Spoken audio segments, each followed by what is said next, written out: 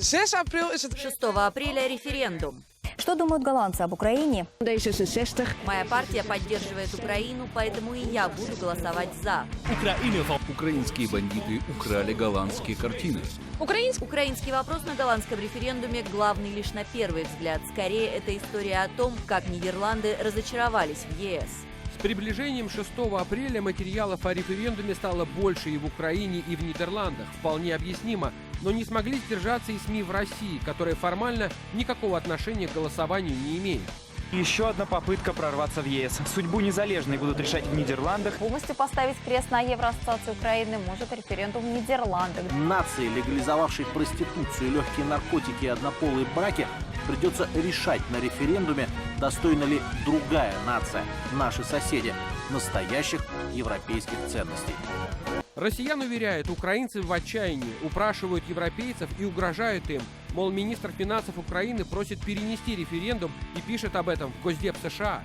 Украинская внешняя разведка готовит нападение на противников и хочет сорвать референдум, а полк Азов обещает самые настоящие теракты. Слава нации! Смерть ворогам! Все это откровенная дезинформация. По данным независимых экспертов Bellingcat, по крайней мере один фейк об Азове сфабрикован так называемыми кремлевскими троллями, но попадают фальшивки даже в эфиры крупных телеканалов. Прорываться в Европу Киев намерен более радикальными методами. Это доказывают документы службы внешней разведки, которые обнародовали хакеры Киберберкута.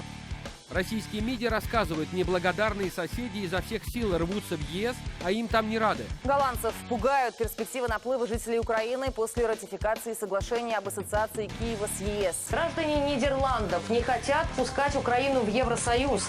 По данным последнего соцопроса, сказать Киеву «нет» собираются 44% голландцев. Согласно последним опросам, большинство голландцев выступает против такой ассоциации. Из всех проведенных опросов для российских телеэфиров отбирают только антиукраинские.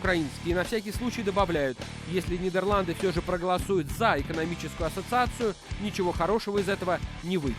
В случае подписания соглашения Евросоюз может оказаться в еще большем кризисе. Отношения между Москвой и Амстердамом значительно ухудшатся. А еще некачественная украинская продукция, которая окажется на европейских прилавках.